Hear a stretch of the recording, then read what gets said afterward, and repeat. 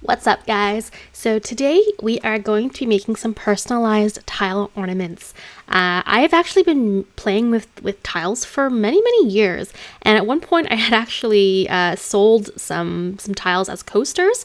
So I'm really excited to go over this project with you and kind of go over how we're going to personalize these and make these really cool. So I picked up tiles from Home Depot, and these look like little ornaments, and I have all the keywords for you guys, so make sure you check that out. So when you're looking for these ornaments, what you need to look for is Arabesque. I think I'm pronouncing that right, I'm not really sure. Or you're looking for lantern tiles. So when you're doing a search at your hardware stores, those are the two keywords you want to look for to find these the right tiles, okay? And I've also noticed that if you have more than like 3 or 4 in a row, then the tiles are probably gonna be really small, because it was kind of hard to see online how big the tiles were going to be that I need to purchase. So if you have like more than 3 or 4 in a row, it's probably going to be much smaller than you expect your tile ornament will be. Okay, so let's customize this. Okay, I really like personalizing things, and you'll notice there's a lot of personalized gifts on my channel, so that's what I love to make. So this is another personalized ornament, and you can give these out as a gift, which is going to be which makes it really special, and you can customize it in a few different ways. So let's get started and start making and personalizing our ornament. Okay, so head over to my blog. I have a free template for you guys. This is the standard size tile ornament that is available out there. And if this doesn't fit, that is okay, because even if you buy like a larger tile or a smaller tile, then you can just resize this image. So just measure across here how big your tile it is, and you can resize this design. It should fit because it's a standard shape. But if you are grabbing like the regular size tile, which I have a link down below, then this will fit perfectly and you shouldn't have any problems with resizing it. Okay, now, so this is our template that we're going to use, and what I'm going to do is use one of my personal pictures here.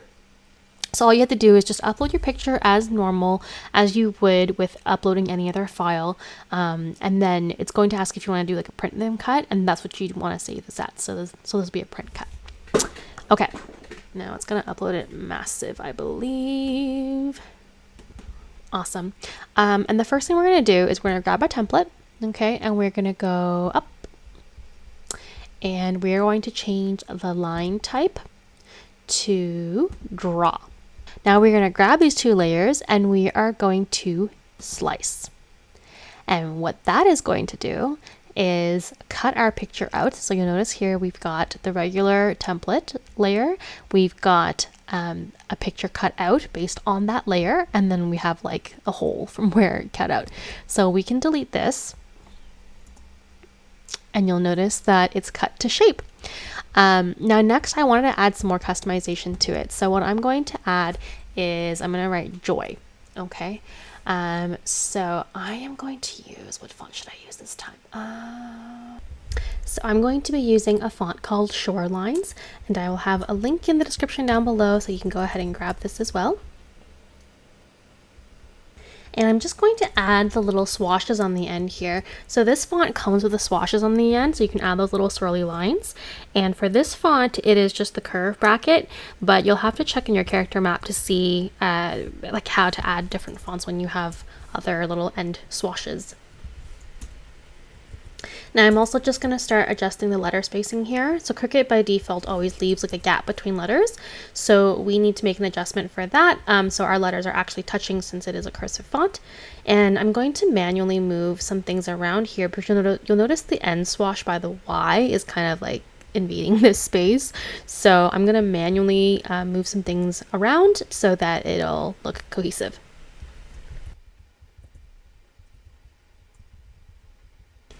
All right, now let's shrink that down, and we will make it white, so it'll look, you know, we can actually read the text above our image. And finally, we need to grab the 2 layers, and we need to slice so that we don't have this overage with the end pieces here. So we've attached the word joy to our ornament, and now I am going to flatten everything And what that does is it basically puts that that word layer into the image. And next, when we go to make it, we should be able to print and cut. All right, and I will show you how we're going to assemble this. Let's put this thing together. So I picked up these tiles from Home Depot. And yeah, as I mentioned earlier, if you see more than like 3 or 4 across here, they're probably not the right size. So this size is perfect, and I can give you some, give you a little measurement here. This is my little Cricut guy.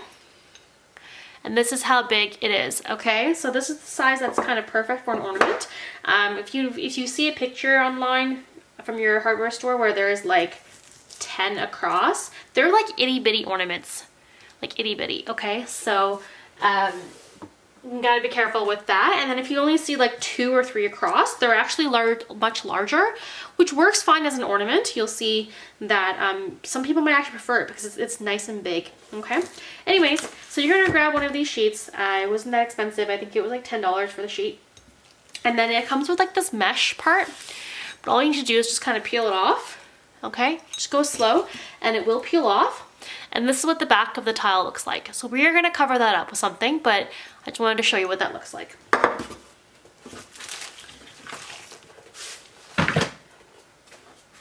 All right, so next I've got my print and cut. So here's our design that we've made. We've sent it through the printer. We've sent it through the Cricut to cut. I'm going to grab that and take that off.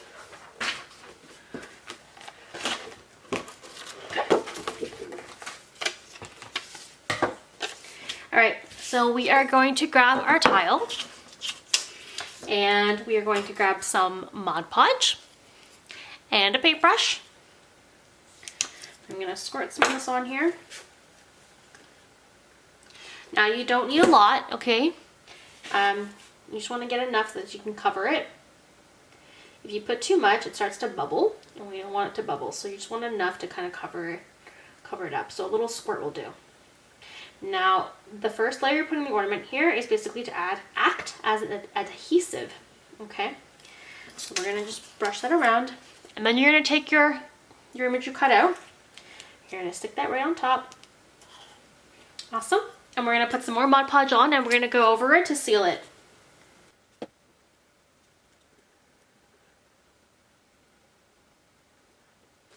Okay, and then when you're happy with how much you have on there, you just want to go up and down so you have like your lines in one direction and you don't have like all these random streaks.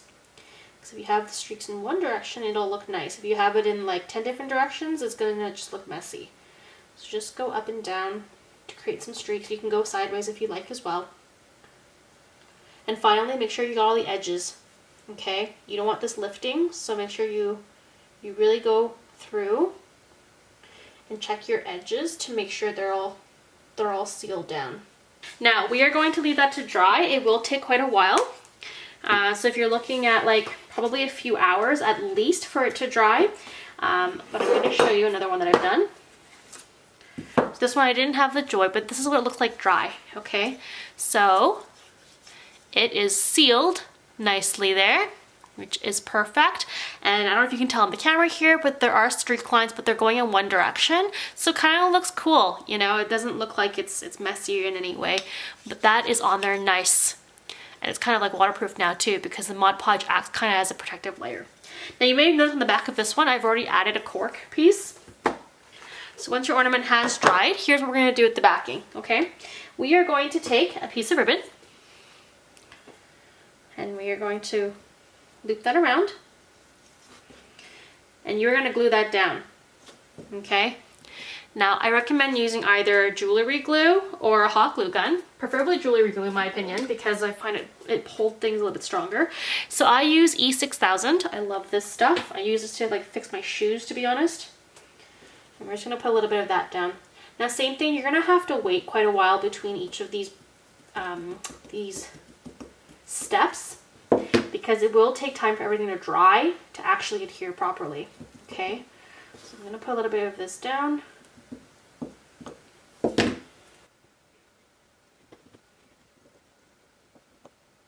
Yeah, now when this stuff dries, it is so strong. So we are going to let it dry, And once that is dry, then we are going to glue our cork piece on, okay? And that serves as our lovely backing for our ornament. All right, and that's it, guys. I hope you guys liked this tutorial. If you did, give it a thumbs up, and I will see you next time. Goodbye.